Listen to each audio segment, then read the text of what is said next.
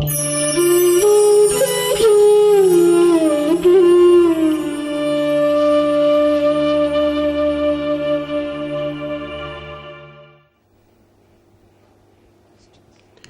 morning.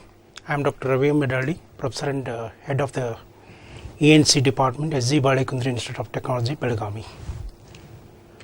Friends, we have seen last class, we discussed the operation of full wave bridge rectifier. As you know, the full wave bridge rectifier, it consists of a step down transformer in addition to the 4 diodes in a bridge configuration along with a load, the resistance here. The step down transformer, it steps down single phase 230 volts 50 hertz AC supply to a lower voltage that depends upon the rating of the transformer. So, this step down voltage, it is fed to the bridge rectifier here. So, during positive half cycle, the positive half cycle of the input, the potential at this point will be at positive with reference to the lower point. So, therefore, the diode, this diode D1 and D2 will conduct. So, therefore, and whereas the diode D3 and D4 will not conduct. So, therefore, the low terminals are connected to the source terminals through the conducting diode D1 and D2. So, during negative half cycle, so what happens?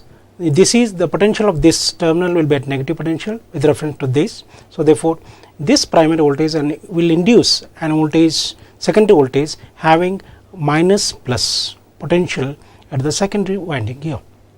So, due to this, once again here this diode D3 and D4, they will be forward biased, whereas diode D1 and D2 will be reverse biased. So, therefore, we can replace the diode D1 and D2 by open switch, whereas the diode D3 and D4 we can replace it by the closed switch here. So, therefore, the load terminals are connected to the source terminals through conducting diodes D3 and D4. So, therefore, output follows the input. So, what we get is this output here. So, this is okay. The whatever output you are getting from this bridge rectifier, it is a pulsating DC here. And also we compared the full wave bridge rectifier with the other rectifier, that is namely full wave center tap rectifier than half wave rectifier. Compared to the other rectifier, the conversion efficiency of the bridge rectifier is 81%.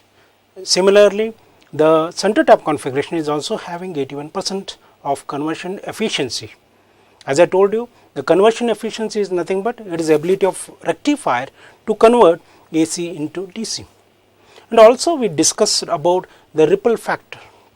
The ripple factor is a measure of the AC ripple content of the DC output here.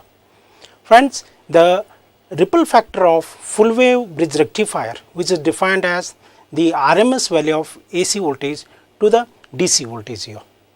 So, the ripple factor of full wave bridge rectifier, it is less, and it is less compared to the half wave rectifier, but it is same as the full wave center tap rectifier here. And another one more important parameter we compared, that was PIV rating. It is also called as peak inverse voltage rating here.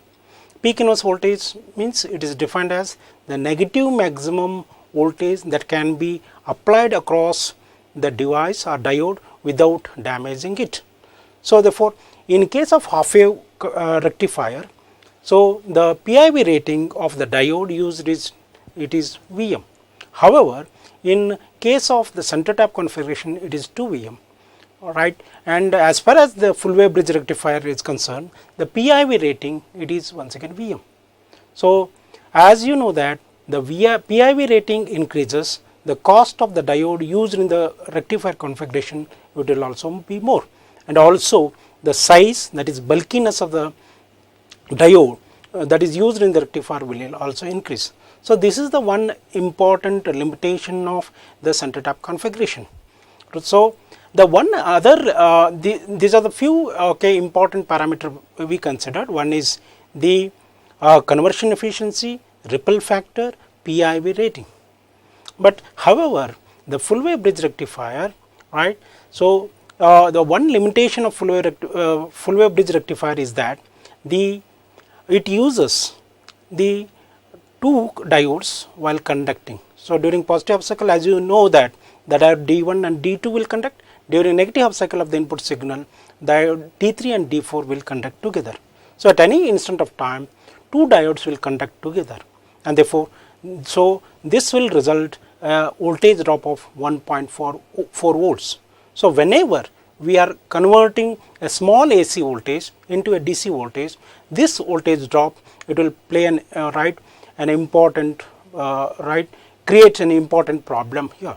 So therefore, for a lower AC voltage, the full wave bridge rectifier cannot be used, since there will be a voltage drop of 1.4 volts compared to other half wave rectifier and full wave center tap rectifier here. Even though the full wave bridge rectifier, right, so has merits or advantages, okay, over other rectifier with regard to conversion efficiency, then PIV rating, then ripple factor. The one limitation of full wave bridge rectifier is that the voltage drop of the diodes, right, it will be 1.4 volts if I consider, right, diodes used are silicon diodes here. And also we have seen, okay, the regulated the capacitor filter, we discussed about this. So here this particular block diagram shows the rectifier, the output of that, it will be fed to the capacitor here, and across capacitor resistance, load resistance is connected, and across this RL, and we are taking out the output here. And friends, here you can see that, so without this capacitor we would have got a pulsating DC output like this, right, because as you know that this rectifier, it must be either the full wave, if I consider full wave bridge rectifier, then the rectifier will conduct both the half cycle of the input signal here.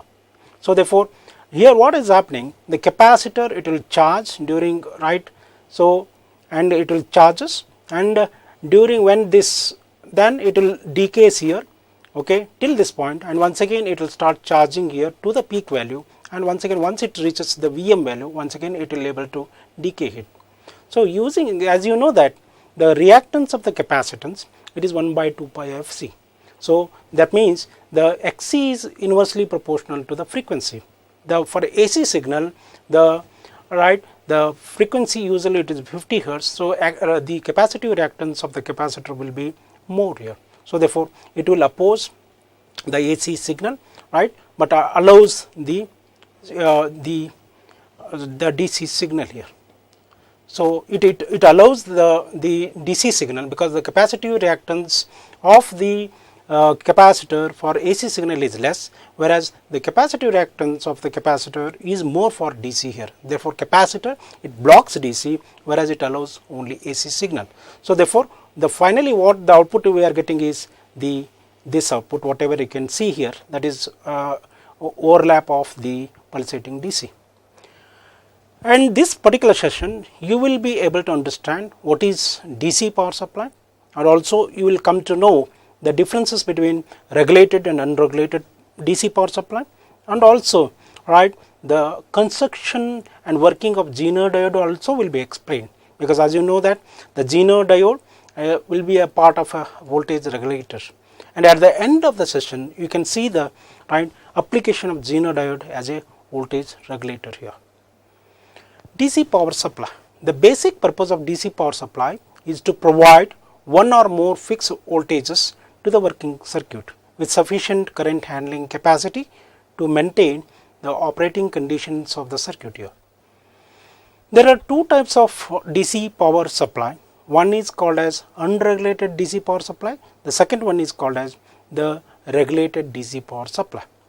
In case of the unregulated DC power supply, the output of the supply changes, right, whenever there is a change in the load current, and also whenever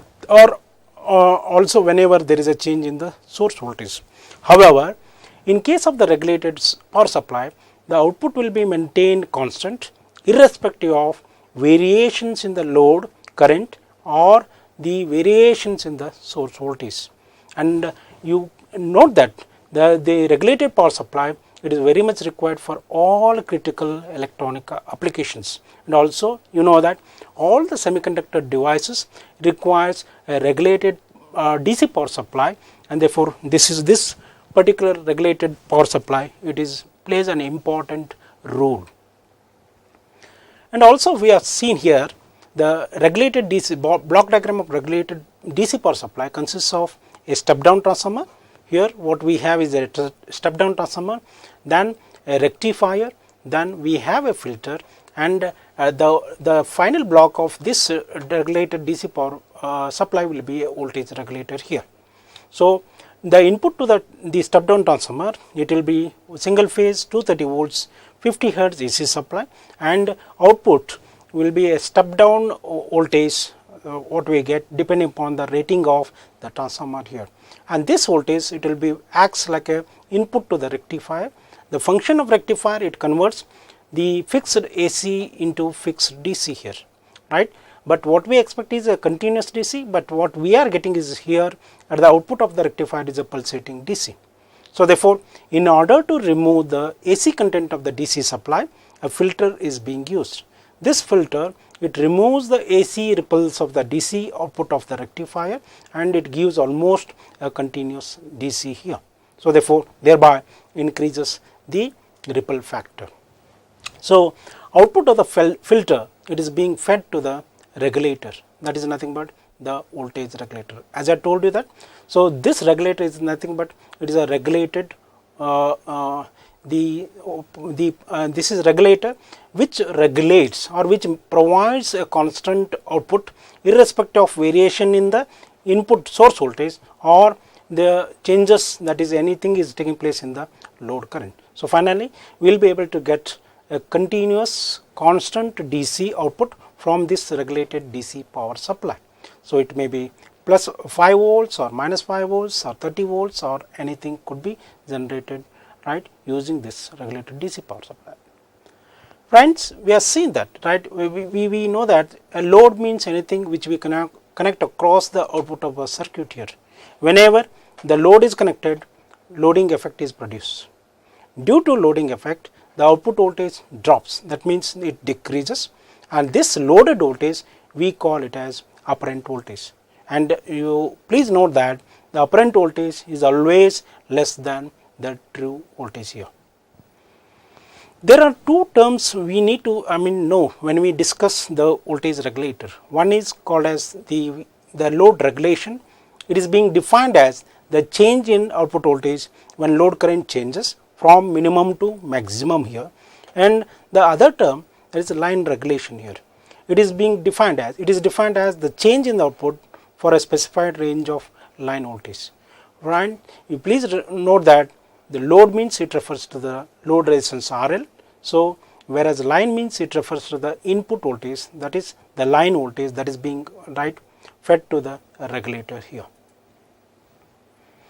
And also the voltage regulator has two important protection circuits. One is called as the over voltage protection, the other one it is called as the overload protection here. So this overload protection, over voltage protection is means whenever the line voltage, that is input voltage, is abnormal or exceeds the value, or it might right below the input value, the specified value, then this it will become switched off. So similarly, the voltage regulator, it has got a overload protection, that is whenever load current exceeds the limit, this particular voltage regulator, it will be switched off here. So friends, you know that a Geno diode, it is being used as a voltage regulator. So prior discussing the voltage regulator in detail, we need to know about some important information I need to share amongst you about the Geno diode. The Geno diode, it is a special PN junction diode. Alright. So the construction is similar to the conventional, that is a normal diode. It's similar to that, right, like the normal diode, it has got a P layer, it has got a N layer, and whenever these P and N layers are joined, so that will create a depletion region. right. So depletion region means what? It is the region which is depleted of the charge carriers. That means it contains only immobile ions which are, right, fixed in position here, and because of this depletion region there will be a potential barrier exist across the junction, that is, and which will block the movement of the charge carriers across, that is, between p and n layer. So, and also you know that the depletion layer width, it depends upon the doping intensity of the p and n layer.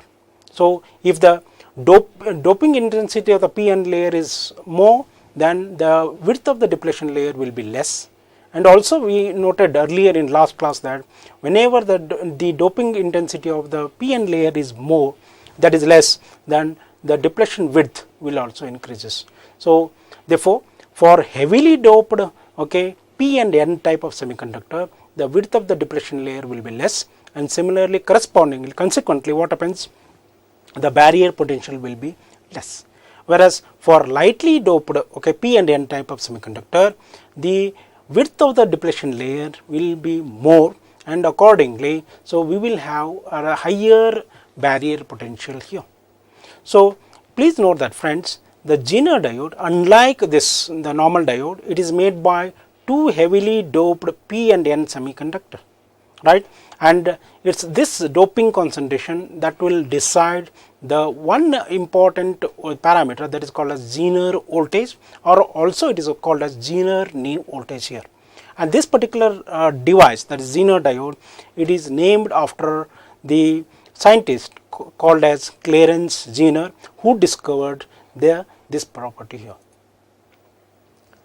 If we look into the construction of the Zener diode is a type of diode that permits current not only in the forward direction like normal diode, but also in the reverse direction if the voltage is larger than breakdown voltage known as Zener knee voltage or Zener voltage. That means unlike the like normal diode, this Zener diode, it conducts the current in the forward direction, but however unlike the normal diode, this Zener diode, it also conducts in the reverse direction, because as you know that the normal diode, since it, okay, allows the current to only to flow from anode to cathode, so it is being used as the as a rectifier. That is a one important application of the diode, normal diode. Whereas this, in this case, okay, since it not only, this Zener diode not only conducts the current in the forward direction, but also it conducts in the reverse direction whenever the reverse voltage exceeds the breakdown voltage called as Zener knee voltage or Zener voltage. So this important, okay, application. So whenever, usually you know that the Zener diode is being operated in the reverse direction. So whenever it is being used as a reverse direction, it will be able to provide a constant output voltage across it. This particular slide shows, okay, the symbol of the Zener diode, and whatever the arrowhead you can see here on the Zener diode symbol, it points in the direction of the forward current when the diode is forward bias. That means forward bias means anode is connected to the positive terminal of the battery, whereas cathode is connected to the negative terminal of the battery. Then the Zener diode will be, okay, forward bias, and then the current will flows from anode to the cathode here. So that will be the current direction flow. It is indicated by this arrow mark here. The Zener diode, it is normally operated in the reverse breakdown, and the current direction is then from the anode to cathode here. So unlike the normal diode, that is normal conventional diode, it is being operated only in the forward direction, and therefore it cannot be operated in the reverse direction. So therefore the normal or conventional diode can be used as rectifier. However, the Zener diode, it is usually being operated in the reverse direction. So therefore that too in the reverse breakdown region, and therefore so it can able to provide a constant output voltage here. So this particular whatever, this figure you can see, it is a commercially available Zener diode here, and whatever a small, okay, ring you can see this side, right. So on the bottom side of this Zener, that represents the cathode here. So then the other end will be anode here. And if we need to know, right, before knowing, understanding the concept of the voltage regulation, we need to know three parameters. One is called as Zener voltage, the second one is power handling capacity, then third one is called as the tolerance of the Zener voltage here. Zener voltage, so normally the Zener voltage, it ranges from 3.3 volts to 75 volts here, and the power handling capacity of that is a popular Zener diode ranges from, right, so which are available in the market are quarter watt, then half watt, then we have 1 watt, 5 watt Zener, 10 watt Zener and 50 watt Zener here. Okay. And as far as the third parameter is concerned, parameter of the Zener diode is concerned, the tolerance of Zener voltage, that is most popular tolerances available are 5% or 10% here, right. So this is the three important parameters of the Zener diode. When we think of designing a voltage regulator using a Zener diode, we need to know these three parameters. One is Zener voltage, power handling capacity, and then the tolerance of the Zener voltage here. Friends, this particular slide shows, okay, the forward characteristics of the Zener diode. What it looks similar to the forward characteristics of Zener diode. It looks almost similar to that of the conventional diode or normal diode. So therefore, in the forward region, the Zener diode acts like a regular silicon diode with a 0.7 voltage drop when it conducts here. Okay. So therefore, here you can see that this is the axis representing the forward voltage, and this y axis, it represents the forward current here. And whenever, until and unless this forward voltage exceeds a voltage called as threshold voltage or cut-in voltage, the Zener diode do not conduct. Once the forward voltage exceeds the threshold value of or threshold voltage of the device, that is Zener diode, then a large current will start flowing, that is here. So the threshold value, it depends upon whether the Zener diode is made up of silicon or germanium. If it is a germanium, it then will be having threshold voltage of 0.3 volts, whereas in case of the silicon diode, it will be 0.7 voltage drop. This particular slide shows the reverse characteristics of the Zener diode. Okay. So unlike this normal diode, because in the normal or conventional diodes, they will never be operated in the breakdown region, right? But the Zener diode, they can be safely operated in the breakdown region, and it is because of this reason here. So okay, the Zener diode can be used as the voltage regulator here. Friends, you can see that it consists of, okay, in the earlier slide you have seen, okay, the forward characteristics of the Zener diode. Okay. So finally, the Zener diode, okay, if you look into the VI characteristics of the Zener diode, it consists of three regions. One is called as the forward bias region, okay, wherein once until the VF reaches the threshold voltage, the current will be 0, and once the VF exceeds the threshold value, then current increases suddenly there. So whereas apart from the forward bias region, this Zener diode has got two more regions. One is called as the reverse, okay, bias region, and another is called as, third region is called as the Zener breakdown region. And whatever you can see here from 0 volts to the VZ, that region we usually call it as the reverse bias region. Once the reverse voltage exceeds this Zener voltage or Zener knee voltage, then there will be a breakdown. A large current flows through the Zener diode and okay, providing a constant output across the Zener here. So therefore, okay, in this particular, whenever the Zener diode it is in the breakdown region, we usually use it as a voltage regulator here. So therefore, conventional diodes, they will be never operated in the breakdown region, right. So that means if you operate the conventional diodes in the breakdown region, so a large current flows through this, and which will damage the conventional the conventional diodes. However, in case of the Zener diodes, they are manufactured in such a way that whenever these Zener diodes are safe, that they operated in this breakdown region, they can be safely operated without any problem, alright, without causing any destruction to the device here. And also you can know that in the reverse direction, that is, as I told you, that the Zener diode has got 3 regions. If you look into the VI characteristics of this, it has got 3 regions. One is forward bias region, that is in the first quadrant of the VI characteristics, and then the reverse that is bias region or reverse direction, this is reverse bias region, and another is called as the Zener breakdown region. The between the voltage 0 to Vz, that is Zener voltage or Zener new voltage, the whatever region is there, that we call it as the reverse bias region, and in this region there will be a small leakage current flows through it, which will be in terms of microamperes.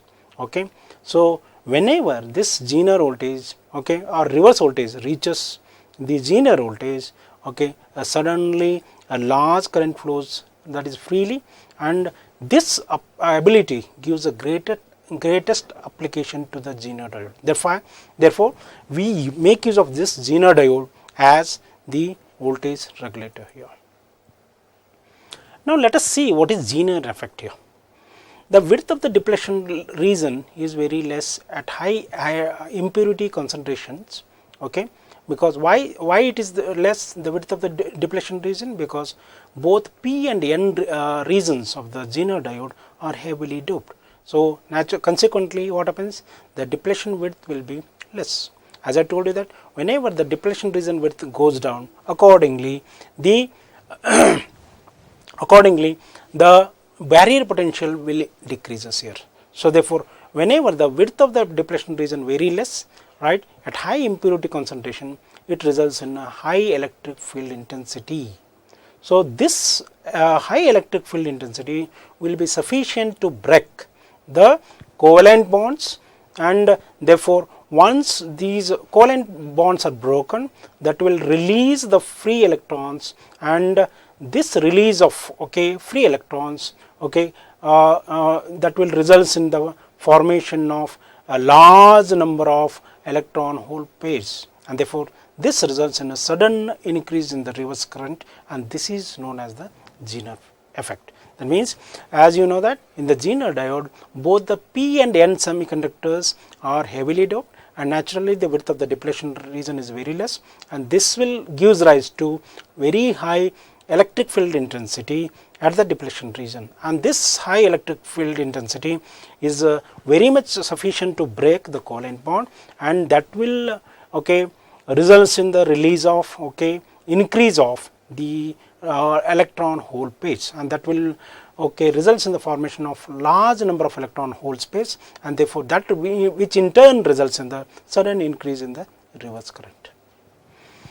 This is the basic Zener diode circuit. That is other way we can say that the voltage regulator circuit using Zener diode. What it consists of? It consists of the supply voltage, that we can call it as V1, and the supply voltage, output voltage, we denoted it as V2 here, which we taken across the Zener diode, and we have a small series resistance or resistance in series with the Zener diode here. And always it should be noted that the current through the Zener, it will be never be allowed to less than 5 milliampere. If it is once again if you are allowing the Zener current, Zener diode current, or the current that flows through the Zener current to go, it decreases below 5 milliampere, then the Zener diode will not be able to act like a voltage regulator. That point you should be able to note on here. And this whatever current you say, what a current that flows through the circuit, it is because of the it is given by V1, that is the input voltage, or we can call it as Vs also, then V2, that also called as Vz or V0. So therefore divided by R here. So therefore current I, that is current flowing through the voltage regulator circuit, it is given by the ratio of difference between input voltage and output voltage divided by the series resistance. So therefore, the current, this whatever current as that is shown, no, that should be or never be, always it should be kept greater than 5 milliampere. So therefore, the you should the R value should be okay, it should be selected in such a way that always this okay current that is flowing through the device never be allowed right below 5 milliampere. If it is allowed, once it is allowed to goes beyond this 5 milliampere or below 5 milliampere, then Zener diode never will be able to work as operate as the voltage regulator here. So this is what is shunt, whatever circuit we had discussed, okay, that is nothing but the shunt shunt Zener regulator here, because here since the voltage source voltage it is in series with the R, and R will be in series with the Zener diode, and please note that the Zener diode will be always operated in the reverse direction. That is why the cathode will be connected to the source voltage, anode okay will be at the it will be connected to the this terminal here, okay. So always please note that the Zener diode will be operated in the reverse direction. So because whenever the Zener diode operates in the reverse breakdown region, this will be able to provide a constant output voltage that is called as Vz or V0 here. So this most basic Zener diode regulator circuit, okay, or shunt Zener regulator circuit, it consists of a single Zener diode and a resistor here. The Zener diode okay provides the reference voltage, but a series resistor must be placed to limit the current into the device. Otherwise a large amount of current would flow through it and it could destroy. That is what I told you. The value of the series resistance should be selected in such a way that the current through the device right should be limited, right. Otherwise what happens if we allow a large current to be to flow through the Zener diode, then that current might destroy the Zener diode here. So in case of the shunt Zener regulator, the value of resistor, that is series resistor, that is resistor that is being used in series with the Zener diode, should be calculated to give the required value of the current for the supply voltage here. So as you have seen that the value of resistor, it will decide the current that is flowing through the device, because as you have seen, I is nothing but it is a ratio of the source voltage minus the output voltage divided by R here. So I is determined by R, since because these so typically most low powered leaded Zener diode have maximum power dissipation of 400 milliamperes. That is what is being specified here. So this is what is the minimum power handling capacity, right. So maximum power dissipation of the 400 milliwatt it can be allowed to flow through the Zener diode. Otherwise if we allow the right power dissipation to exceed this value, so once again it will cause heavy damage to the device here. So ideally this circuit, whatever the shunt Zener regulator circuit is there, should be designed in such a way that it should be able to dissipate less than about half this value. Half this value means half of the 400 milliwatt of value, but to operate correctly. And also it should be okay noted that current into the Zener diode should not fall 5 milliampere, should not fall below 5 milliampere. Otherwise what happens, the Zener diode cannot able to regulate the voltage correctly. Now let us go to this particular okay circuit here. Then let me switch over to the Zener diode circuit. What do we have here? We have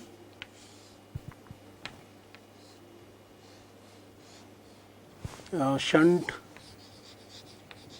okay the that is regulator, voltage regulator, you can say it is.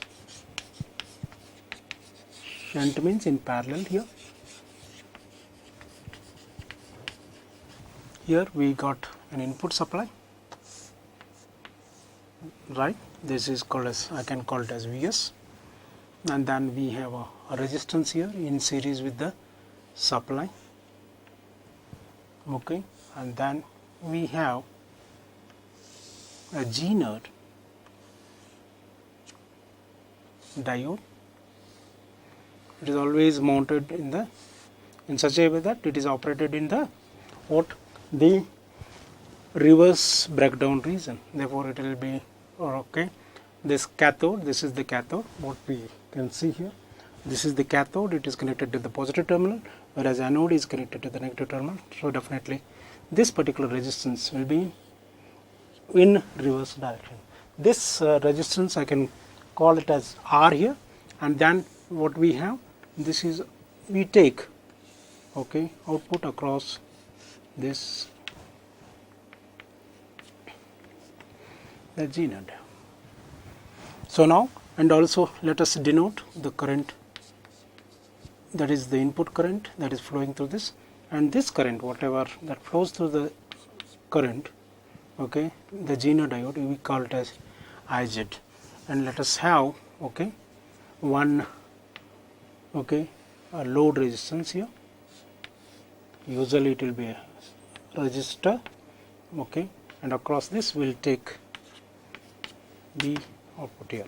It will be once again this. So, this current what we can see here, this is nothing but the IL current here.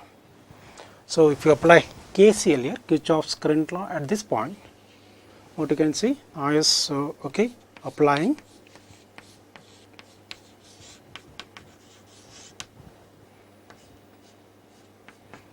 Kirchhoff's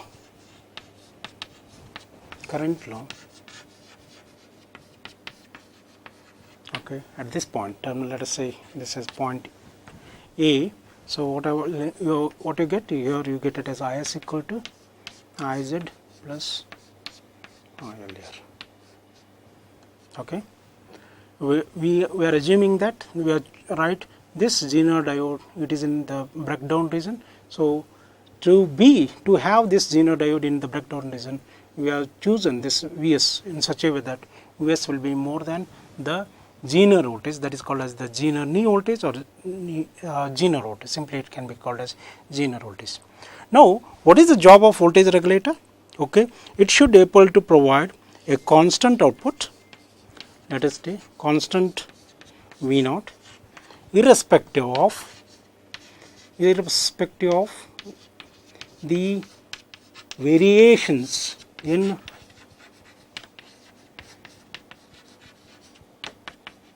the source voltage, okay, or the okay load or RL. You can say it as RL here. Okay. So whenever there will be a variation take place in the Vs, right, or RL, this shunt voltage regulator should be able to provide a constant voltage. Now let us assume that okay the Vs increases. Now assume that RL is kept constant here. So in case of okay RL is first case, RL is kept constant, and so Vs increases. So when Vs increases, what happens? Whenever this Vs increases, so this leads to increase in the source current. Okay, as you know that this Is, that is source current, is nothing but sum of Zener current plus IL here. So what happens here? So Is, you know that Is is nothing but Iz plus IL. Okay, so we need to keep this IL constant. So therefore whenever Is increases, so Zener current will also increase correspondingly, so as to keep IL constant here. So when IL is constant, RL is constant, therefore what happens? V naught will be a constant here. Are you getting my point? So here please I will repeat here, whenever there is an increase in Vs here, so that will result in an increase in source current. As you know that source current is nothing but a summation of Iz plus Is. So whenever Is increases, so therefore Is should be allowed to increase in order to keep IL constant here. Whenever IL is, so when we say that IL is kept constant, so what is V naught here? V naught is nothing but okay, it is IL into RL here, is it not? So when IL is, we say when I say that IL is constant, RL is constant, so then V naught will be constant. So, therefore, the shunt regulator, voltage regulator will be able to provide a constant output voltage irrespective of variation in the source voltage. Now, for the second case, if I assume that, okay, so second case, if I take it, in case the Vs is constant, okay, Vs is, this is kept constant here. Now, there are not, I am assuming that there is no much fluctuations or variation in the source voltage, okay, whereas, right, RL is decreases. Now, RL will decrease. When RL decreases, right, what should happen? IL should increase. Okay. When RL decreases, so I should allow the IL to increase here. So, therefore, IL automatically increases. When load current increases, what is load current in terms of IS and IH here? So, that is given by this equation, IS equal to IZ plus IL. Therefore, here IL, okay, when IL increases, so therefore, naturally IZ should be decreases, okay, IZ should decrease, that is the current flowing through this Zener diode should be, right, should decrease here. So, therefore, in this case, finally, what I can get is V naught is constant here. Similarly, whenever there is an increase in the IL, that will result in the, right, IL decreases. When IL decreases, okay, so what is IS here? IS is nothing but IZ plus IL. So, in order to keep IS constant, so IZ should increase here, and therefore, this will maintain the output voltage across the Zener voltage constant here. So, that is, now let us see, okay, that is what is given here. So, in case of the, okay, constant RL, right. So, how the circuit they will be able to stabilize the output voltage when Vin increases. So, what is happening there? So, IS increases, that is, so when source voltage increases, source current increases. So, therefore, IS, you know that it is summation of IZ plus IL, therefore, IZ is increases, right, to keep IL constant. Therefore, the difference Vn minus Vz increases and Vz is nothing but V naught, that is that will be constant here. Similarly, other case if I take, whenever Vn decreases, Is decreases, right, when Is decreases, so Iz also decreases to keep IL constant here. So, therefore, the difference of Vn minus Vz decreases, that is mainly to keep Vz or that is output voltage constant here. That is what is given, Is is equal to Iz plus IL here. So, other case, that is when Vn is constant here, okay, how the circuit will be able to stabilize the output voltage? When RL increases, so IL decreases here, but Is has to be kept constant here. So, therefore, Iz has to increase here, that is mainly to keep output voltage constant. Similarly, here in other case, if I take, if in case the RL decreases, so when RL decreases, the IL increases, okay, and to keep Is constant here, so what happens? Iz should decrease here, and that will allow the to keep output voltage constant here. So, that is what given in the form of the equation here, Is equal to Iz plus IL there. Now, friends, let us see, okay, one problem, okay, based on this voltage shunt regulator, that is 5 volts stabilized power supply is required to be produced from a 12 volts DC power supply input source. The maximum power rating Pz of the Zener diode is 2 watt.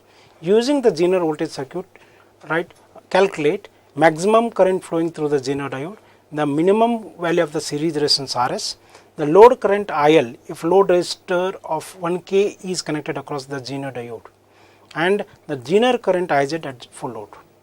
The first case, first one, the maximum current flowing through the Zener diode, it is maximum current is given by the Pz divided by the Vz here. Given Pz, that is power dissipation of the Zener diode, is given as 2 watts, and Vz, Zener voltage, is given as, okay, 5 volts. So, therefore, we will get maximum current that can be allowed to flow through the Zener, it is 400 milliampere here. The minimum value of series resistance, as you know that already I told you that RS, okay, it is nothing but ratio of Vs minus Vz, that is input voltage minus output voltage divided by Iz here. Given source voltage is 12 here, the output voltage, right, we are need to provide a constant voltage, output voltage of 5. So therefore, and Iz is given as what we calculated as 400 milliampere here. So this gives you, right, gives you 17.5 ohms as the series resistance there. Then the load current, okay, IL, if a load resistor of 1 kilo ohm is connected across the Zener diode. So IL is nothing but what? The output voltage, that is V0. V0 is nothing but Vz here, okay, divided by the RL here. That it is given that Vz is 5 volts here, okay, and RL, value of RL is 1 kilo ohm, what we are, that is given. So this gives rise to 5 milliampere there. So then we are asked to calculate the Zener diode current Iz at full load here. So therefore, in this case Iz is nothing but Is minus IL, because you know that Is equal to Iz plus IL here. From that we will get Iz equal to Is minus IL. We have calculated Is is equal to 4 milliampere amperes, and IL, that is the load current, okay, that is calculated is 5 milliampere, and therefore we get 395 milliamperes here. So finally, to conclude, here we are we discussed, okay, we compared, had a comparison between the regulated and unregulated power supply, and how, okay, and also we have seen the construction of the Zener diode and the both forward as well as the reverse characteristics of Zener diode, and how the Zener diode is always preferred to be used in the reverse bias mode in order to provide a constant output voltage. So therefore, why the Zener diode will be made use of the voltage regulator. Thank you.